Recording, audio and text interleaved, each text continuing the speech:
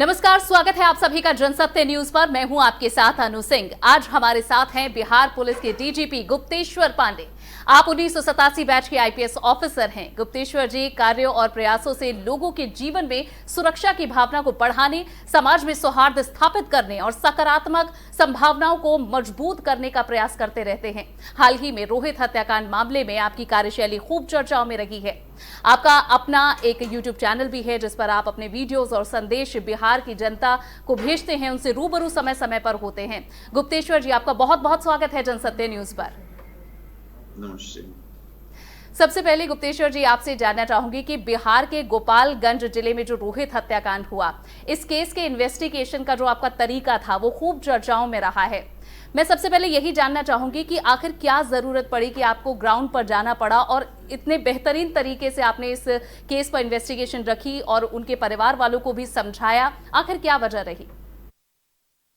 अनु देखो, जाना जो पड़ा हमको उसका तो एक खास मकसद था, लेकिन वहां जो हुआ वो बिल्कुल ही अचानक हुआ। वो तो मैंने भी नहीं सोचा था। ऐसा हुआ कि मार्च में 28 तारीख को 5 लड़के हैं, 3 मुस्लिम हैं, 2 हिंदू हैं। संयोग की बात है, पांचों आपस में बहुत दोस्त हैं, गहरे मित्र हैं और पांचों माइनर हैं। एक साथ खेलते हैं, एक साथ नहाते हैं, रोज का यही उनका रूटीन है। एक दिन खेलने जाते हैं, क्रिकेट खेलने जाते हैं और फिर शाम को गांव से 3-4 किलोमीटर दूर नदी में नहाने जाते हैं।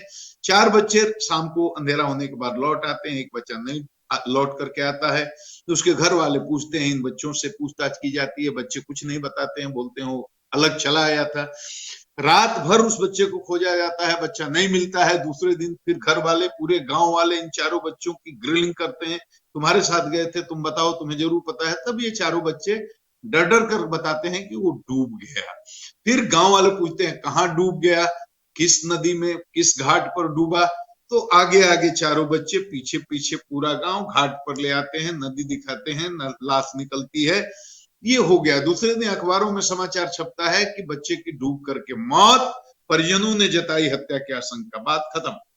अब घर वाले, मतलब जिस मृतक जो बच्चा है रोहित, उसके पिताजी, वो चारों दोस्तों पर ही इल्जाम लगाते हैं। एक दो और लोगों का नाम दे दिया, इन्होंने मार कर फेंक दिया, बच्चा डूबा नहीं। अब ये तो बात हो गई। चारों को जेल भी भेज दिया जाता है, जेल नहीं, रिमांड होम भेज दिया जाता है। कोविड-19 के चलते वो न्यायालय का आदेश है, रिमांड होम उनको 4 दिन के बाद पेरोल पर छोड़ देता है। जब छूट करके आते हैं तो घर वालों को लगता है, मृतक के घर वालों को, कि पुलिस ने कुछ गड़बड़ी कर दी है, नहीं तो मर्डर केस हम किए थे तो बच्चे 4-5 दिन में, 1 सप्ताह में छूट कर कैसे आ गए। वो स्थिति को समझते नहीं है। और उसके बाद फिर भी अनुसंधान चल रहा होता है। 1 महीने के बाद कहीं से कोई न्यूज चला देता है कि मस्जिद में हिंदू बालक की बलि दे दी गई और उसके बाद उसकी लाश को नदी में फेंक दिया गया। अब ये समाचार तथ्यों पर आधारित नहीं है, लेकिन इसके बाद इतनी अफवाहें फैलने लगती हैं कि उससे सांप्रदायिक सद्भाव को खतरा उत्पन्न हो जाता है। एसपी जाते हैं, आकर के प्रेस कॉन्फ्रेंस करते हैं, कोई सांप्रदायिक मामला नहीं, कोई मंदिर में बलि देने की बात, मस्जिद में बलि देने की बात नहीं, लेकिन इसका कोई ज्यादा असर जनता पर नहीं पड़ता। फिर डीआईजी को भेजता हूँ, डीआईजी भी जाते हैं, आकर प्रेस कॉन्फ्रेंस करते हैं, कोई सांप्रदायिक मामला नहीं, फिर भी अफवाहों का बाजार ठंडा नहीं पड़ता। तो अंत में जब हम देखें पूरे बिहार में अफवाह फैल रही है, तो बिहार बहुत ही सांप्रदायिक दृष्टिकोण से संवेदनशील है। बड़े बड़े फसाद हुए आज से 15 साल 20 साल पहले। तो मैं स्थिति को जब विस्फोटक होते हुए देखता हूं, क्योंकि यहाँ की 12 करोड़ जनता मुझे प्यार करती है, मेरी बातों का यकीन करती है और सम्मान करती है, मैं दौड़ करके खुद जाता हूँ और वहां जाकर के मैं एक एक चीज की तहकीकात करता हूँ, गांव वालों का बयान लेता हूँ, घर वालों का बयान लेता हूँ। लड़के के, मृतक के माँ बाप भी इस बात से इनकार करते हैं कि यहाँ कोई बलि हुई है। फिर पता लगाता हूँ तो गांव में मस्जिद ही नहीं है। बनाने की कोशिश हुई थी प्लिंथ लेवल, मस्जिद ही नहीं है, तो बलि कहाँ मस्जिद में देने की बात आई। अब सवाल आ गया कि लड़का अपने से डूब गया या उसकी हत्या करके डुबा दी गई। तो ये जो भी हो, आपराधिक मामला हो सकता है, लेकिन मस्जिद और मली वाली बात तो वही खत्म हो गई। तो एक तगड़ी अफवाह तो वही खत्म हो गई। अब लड़के का पिता का कहना है, उसके मन में शायद ये शक हो, भ्रम हो कि जहां हमारे बच्चे की लाश निकली है वहां डूबने भर पानी नहीं है। हालांकि उसको पता था, लेकिन फिर भी उसके सुकून के लिए वो कहता नहीं, यहाँ डेड बॉडी नहीं, वहां थी, वहां डेड बॉडी नहीं, वहां थी, मतलब वहां डूबने भर पानी नहीं था, डेड बॉडी वहां रही होगी। तो और मेरे जिस मन में तरह ये से सब जो बात थी। संवेदनशीलता आपने उस मुद्दे की समझी है, मुझे लगता है कि शायद एक ये मॉडल के तौर पर देखना चाहिए, क्योंकि इस वक्त का जो समय है जहां फेक न्यूज और सांप्रदायिक सौहार्द को बिगाड़ने की जो खबरें हैं वो फैलाई जा रही हैं, तो शायद ये एक मॉडल हो सकता है कि अगर आपको तह तक पहुंचना है तो कितनी बारीकी से आपको उस मुद्दे को समझना होगा, और आपकी इस मामले में खूब तारीफ की जानी चाहिए। ये सबके काम करने का अलग अलग तरीका है ना। यहाँ सांप्रदायिक सौहार्द की बड़ी हिंदू, ये देश जो है ना, ये हमारी ये सांस्कृतिक विरासत बड़ी समृद्ध है। तो हम सबको मिलकर के इस देश को अगर मजबूत रखना है, एक रखना है, तो इस बात का ख्याल रखना होगा कि किसी धर्म की कोई आस्था रखने वाला हो, किसी की भावना को ठेस नहीं पहुंचनी चाहिए। और ऐसे लोगों को तो थोड़ा काबू में रखना ही होगा जो नफरत फैलाने का काम करते हैं। तो मेरा तरीका, मेरा मकसद यही था, अफवाहों को डिस्पेल करना, रूमर को डिस्पेल करना, लोगों के अंदर भरोसा दिलाना कि ये मामला कहीं से सांप्रदायिक नहीं है। और गुप्तेश्वर, इसके अलावा भी अगर इस केस के अलावा भी बात करें तो जो आपके काम करने की जो शैली है वो बहुत ही तुरंत न्याय करने की, तुरंत उस पर कार्रवाई करने की और अपने काम को लेकर बिल्कुल मजबूती से आगे बढ़ने की रही है। आप कभी थानाध्यक्ष को रैंडम कॉल कर देते हैं, आप कभी विजिट पर चले जाते हैं और उस समय जो काम का जायजा लेते हैं, ये लोगों को खूब पसंद आता है। हालांकि उम्मीद इतनी नहीं की जाती, क्योंकि लोगों के दिमाग में एक परसेप्शन है कि आप जितने ऊंचे ओहदे पर रहते हैं उतने समय की कमी रहती है। तो आप इस पर क्या कहेंगे, इस कार्यशैली पर? देखिए, हम ये कहेंगे हर आदमी के काम करने का तरीका है। देखिए, मैं गांव में पैदा हुआ, किसान का बेटा हूं, और गांव के देहात के स्कूल में पढ़ करके और बिना किसी कोचिंग के और बिना किसी सिफारिश के अपने बल पर संघर्ष करके इस मुकाम को मैंने हासिल किया है। तो मैं तो जनता का डीजीपी हूँ। मेरे यहाँ आप देखिएगा कि जनता दरबार लगता है, और कोई भी आदमी, रिक्शा वाला, ठेला वाला, जूता सीने वाला, गरीब से गरीब, और ऐसा आदमी जिसके पास पैसा नहीं, पैर भी नहीं, कोई भी आदमी हमारे से आकर के दफ्तर में मिल सकता है। हर कार्य दिवस को, सोमवार से शुक्रवार तक, कोई भी आदमी, उनके बैठने की अलग व्यवस्था की गई है, उनके स्वागत की अलग व्यवस्था की गई है। मेरे साथ उस समय 4-4 आईपीएस ऑफिसर बैठते हैं, मेरे पीए बैठते हैं, एक एक आदमी आते हैं, अपनी बात करते हैं, उनकी शिकायत नोट की जाती है, उसको कंप्यूटराइज किया जाता है, उसी जगह से उस जिले के कप्तान को खबर किया जाता है, फिर उस आदमी की समस्या सुनी जाती है और उस आदमी की परेशानी को दूर करने का कोशिश किया जाता है। और जहां तक फील्ड में जाने की तैयारी है, तो जो है बहुत मेरे काम करने का तरीका, जब मेरा अपना तरीका, मैं रात में 12 बजे, 2 बजे, 1 बजे, बिना किसी प्रोटोकॉल के, बिना किसी सूचना के, इतना बड़ा प्रदेश है, 12 करोड़ की आबादी है, 1500 थाने हैं, लेकिन मैं कहीं भी प्रकट हो जाता हूं, कहीं भी चला जाता हूं। तो इससे जो टेंटेड लोग हैं, जो इधर उधर करने वाले लोग हैं, ऐसे कुछ अगर लोग हैं, तो उनके अंदर थोड़ा डर का माहौल होता है कि डीजी साहब कहीं भी पहुंच सकते हैं। इससे कार्य प्रणाली, कार्य संस्कृति के सुधार में बहुत सहायता मिलती है और जनता के अंदर भी भरोसा पैदा होता है। और एक कोरोना को, यही जी पॉइंट है जिसे मैं आगे ले जाना चाहती हूँ कि गुप्तेश्वर जी, लगातार जो पुलिस है उसके संवेदनशील होने और बनाए जाने की एक प्रक्रिया, उस मॉडल को चेंज करने की बात कही जाती है, इसकी मांग की जाती है। हालांकि आपकी कार्यशैली में ये दिखता है। क्या आखिर आप ऐसा क्यों सोचते हैं कि पुलिस का और जनता का जो एक संबंध होना चाहिए वो बहुत गहरा और विश्वसनीय होना चाहिए, कि जनता अपनी बात पुलिस तक पहुंचा सके, या कुछ भी अगर मुद्दा है, कोई भी अगर दिक्कत है तो वो कर सके? आखिर उनका ग्राउंडेड इतना होना बहुत ज्यादा जरूरी क्यों है? देखिए, बहुत जरूरी है। मुझे कहने में ये बात कोई संकोच नहीं है कि पुलिस में गुलामी के संस्कार आज भी जिंदा है। अंग्रेजों ने बनाया था, उनका मकसद अलग था, यहाँ अपनी शासन सत्ता को सुदृढ़ करने के लिए, और पुलिस को एक एक्सप्लॉयमेंट के इंस्ट्रूमेंट के रूप में उसको यूज करते थे। लेकिन जब हमारा देश आजाद हुआ और हमारे यहाँ लोकतंत्र की प्रणाली अपनाई गई, तो ये वेलफेयर स्टेट का कॉन्सेप्ट आया। तो हमारे यहाँ लोकतंत्र है, जहां जनता सबसे ऊंची है। तो पुलिस के मन में, मतलब पुलिस माने सिपाही से ऊपर तक के पदाधिकारियों के मन में ये बात बैठाना बहुत जरूरी है कि तुम पुलिस के शासक नहीं हो, मालिक नहीं हो, बल्कि पुलिस के जनता के सेवक, जनता के शासक नहीं, जनता के सेवक हो। ये बात अगर दिल में बैठ जाए तो बहुत सारी मुश्किलें हल हो जाती है। आज आदमी, गरीब आदमी जिसके पास पैसा नहीं, पैर भी नहीं, जो समाज के सबसे निचले पायदान पर है, शोषित है, दलित है, या जो भी आदमी है, वो थाना जाने से क्यों डरता है? इसलिए डरता है, उसको लगता है बिना पैरवी के काम ही नहीं हो।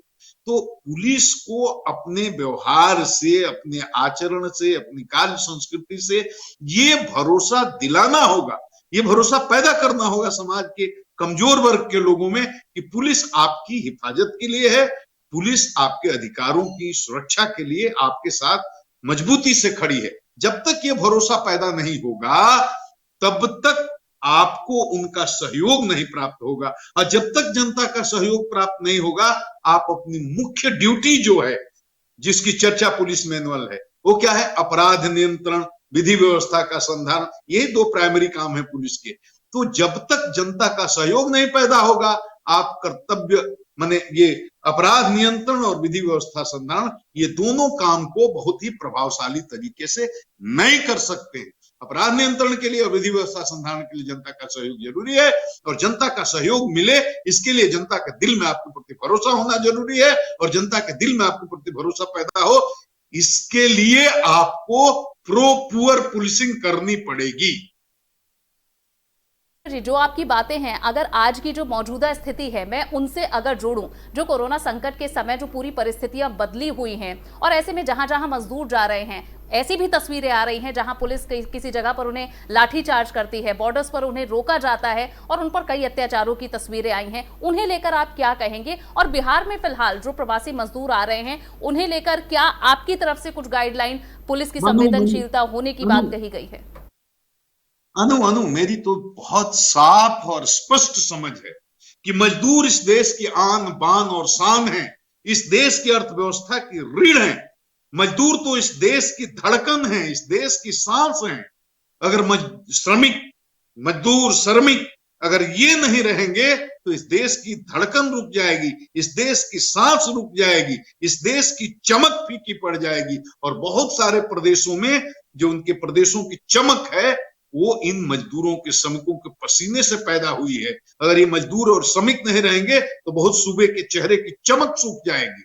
ये हमारे बिहार के भी मजदूर जो देश के अंदर अंदर चारों तरफ फैले हुए हैं, ये अपनी मेहनत से बिहार के बाहर जाकर दूसरे सूबों को चमकाते हैं। और वहां से आपको मालूम है बिहार के 40 से 50 लाख मजदूर साल में करीब 45 से 50 हजार करोड़ रुपया मेहनत करके यहाँ भेजते हैं। बिहार की अर्थव्यवस्था में उनका पंप होता है पैसा, तो उनकी भूमिका को समझना चाहिए। और आज वो इतने हताश हैं, आज वो इतने निराश हैं, बाहर काम कर रहे हैं, उनके साथ इतनी परेशानी हुई है, 2 महीने तक इतनी जिल्लत की जलालत की जिंदगी उन्होंने जी है। छोटे छोटे बड़े बड़े जहां फैक्ट्री में काम किए हैं, हम लोग बात करते हैं, उनकी बहुत शिकायतें हैं, उनका पूरी तरह से ध्यान नहीं रखा गया। और हताशा और निराशा की स्थिति में हैरान परेशान वो बिहार आना चाहते हैं। वो पहले भी आना चाहते थे, लेकिन गाइडलाइन ऐसी थी भारत सरकार की कि हम बुला नहीं सकते थे। एक राज्य से दूसरे राज्य में प्रवेश करना, आना जाना निषिद्ध था। जब भारत सरकार की गाइडलाइन बदली, आने का रास्ता प्रशस्त हुआ, तो हमने बाहें फैला करके उनका स्वागत किया।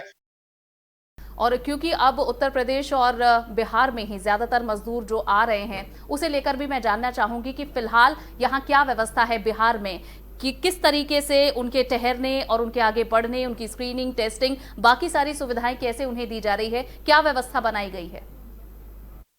बिहार में तो एक बड़ा ही यूनिक प्रयोग हुआ है जो देश में शायद मेरी जहां तक जानकारी है कि ऐसा प्रयोग देश में और कहीं भी नहीं हुआ है।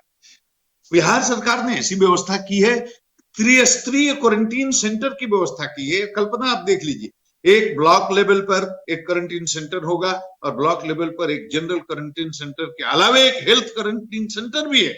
और उसके बाद उसके नीचे पंचायत स्तर पर एक पंचायत लेवल पर क्वारंटीन सेंटर होगा, फिर गांव में विलेज लेवल पर एक क्वारंटीन सेंटर होगा। 3 तरह के क्वारंटीन सेंटर हैं। और हमारे जितने भी श्रमिक भाई हैं जो बाहर से आने वाले हैं, उनको हम लोगों ने 3 कैटेगरी में बांट दिया है। जो बहुत ज्यादा प्रभावित क्षेत्रों से आ रहे हैं, जहां कोरोना का संक्रमण बहुत ज्यादा है, हॉटस्पॉट एरिया जिसको बोलते हैं, चाहे वो महाराष्ट्र हो, चाहे वो नोएडा हो, चाहे ऐसे बहुत सारे स्टेट हैं जहां बहुत ज्यादा कोरोना का प्रभाव है, वहां से आ रहे हैं। उनको एक कैटेगरी में डाला, तो एक कैटेगरी के क्वारंटाइन सेंटर में उनको रखेंगे, मतलब ब्लॉक लेवल पर। फिर उससे कम प्रभावित राज्यों से जो हमारे बिहार के बेटे आ रहे हैं, तो उनको बी कैटेगरी के क्वारंटीन सेंटर में डालेंगे हम पंचायत लेवल पर। फिर सी कैटेगरी से जो हमारे बिहार के बेटे मजदूर आ रहे हैं, श्रमिक आ रहे हैं, जैसे सिक्किम जैसे प्रदेश जहां सबसे कम प्रभाव है, तो उनको हम विलेज लेवल के क्वारंटीन सेंटर में डालेंगे। अब तो होम क्वारंटीन भी हम लोगों ने कुछ लोगों को अलाउ कर दिया है। तो इस तरह से सीमा पर आएंगे, ट्रेन से आएंगे तो जहां उनका टर्मिनेशन पॉइंट होगा वहां, और अगर दूसरे परिवहन से आते हैं, ट्रांसपोर्ट से, गाड़ी से, बस से, तो राज्य की सीमा पर जहां भी आएंगे वहीं से उनको हम स्क्रीनिंग करेंगे, उनको खाना खिलाएंगे और उसके बाद में उनके लिए राज्य सरकार ट्रांसपोर्ट की व्यवस्था कर रही है। उनके संबंधित ब्लॉक तक पहुंचाया जाएगा, ब्लॉक पर जाएंगे, फिर उनकी स्क्रीनिंग होगी। इसके बाद उनका क्वारंटीन सेंटर में रहने की व्यवस्था, उनका खाना पीना, कपड़ा लत्ता, जग मग, बाल्टी साबुन, तेल, कंघी, दूध और उनके स्वास्थ्य की जांच की व्यवस्था, ये सारी चीजें की हो गई हैं कि 14 दिन के बाद क्वारंटीन सेंटर से वो जाएंगे सुरक्षित अपने घर। गांव जाएं तो गांव सुरक्षित, मोहल्ला सुरक्षित, परिवार सुरक्षित, टोला सुरक्षित, सुबह सुरक्षित, देश सुरक्षित। और इस क्वारंटीन अवधि के दौरान कोई सिम्टोमेटिक मिल गया, फिर उसका अलग प्रोटोकॉल है, उनको आइसोलेशन में डालते हैं वगैरह वगैरह। तो ये बहुत बड़ी बात है। इस तरह की इतनी व्यापक व्यवस्था, इतने संगठित ढंग से, ऑर्गेनाइज ढंग से मुझे नहीं लगता है देश में किसी अन्य सूबे में की गई। और गुप्तेश्वर जी, मैं ये भी जानना चाहूंगी कि फिलहाल जो मौजूदा स्थिति है, इसके साथ साथ जो किस तरह से काम किया जा रहा है ये तो आप बता रहे हैं, इसके साथ साथ कानून व्यवस्था को आप कैसे संभाल रहे हैं बिहार में? कानून को तोड़ने वाले लोग यहाँ कम हैं, लेकिन जो हैं उनके साथ हम सख्ती से निपटते हैं। विधि व्यवस्था की समस्या, आप देखिए बिहार को विधि व्यवस्था की जब बात करिएगा तो आप आंख बंद करिए और जनवरी से सोचिए कैसी कैसी स्थितियां आई। देश में ऐसे ऐसे कानून बने जिसमें पूरी दुनिया, माने पूरे कई सूबों में कितनी अशांति उपद्रव हुई, चाहे वो ट्रिपल तलाक का मुद्दा हो या राम जन्मभूमि का कानून आया हो हम लोग के सामने, या CAA या एनआरसी, जो भी एनआरसी, किसी भी स्थिति में बिहार में पत्ता नहीं हिला। इस बात को ध्यान रखिए। यहाँ ही ईद हो, होली हो, अभी ईद हमारी बीती है, हिंदू मुस्लिम, ऐसी ईद कहाँ बीती होगी, किस प्रदेश में? 12 करोड़ की आबादी वाले किस प्रदेश में ऐसी होली, ऐसा मुहर्रम, ऐसी ईद, पत्ता भी नहीं, एक साल में पत्ता भी नहीं हिला। पूरे देश के कई हिस्सों में कितने तनाव पैदा हुए, बिहार में पत्ता नहीं हिला। ये मेरी कोई काबिलियत नहीं है अनु, ये बिहार की 12 करोड़ आवाम की काबिलियत है। ये उनका कमाल है। ये हिंदू और मुसलमान और यहाँ के जितने भी बुजुर्ग और नौजवान, सब उनका कमाल है। ये मोहब्बत के साथ रहते हैं। तो विधि व्यवस्था की समस्या कभी कभी विशेष कारणों से, विशेष परिस्थिति में जरूर पैदा हो जाती है, लेकिन हम लोग, पुलिस प्रशासन, उसको सरकार के नेतृत्व में बहुत ही सख्ती के साथ और तरीके से निपट लेता है। गुप्तेश्वर जी, आपने अपना समय हमें दिया, इसके लिए बहुत बहुत शुक्रिया। तो ये थे बिहार के डीजीपी गुप्तेश्वर पांडे, जिन्होंने बताया है कि किस तरह से कोरोना संकट के बीच कानून व्यवस्था का भी वो पूरी तरह से ध्यान रख रहे हैं और जो उनकी कार्यशैली है उसकी तारीफ भी लोग काफी हद तक कर रहे हैं। फिलहाल के लिए बस इतना ही। जनसत्य न्यूज के और भी वीडियोस देखने के लिए आप हमारे चैनल को सब्सक्राइब कीजिए, हमारे वीडियोस को लाइक कीजिए और शेयर कीजिए। नमस्कार।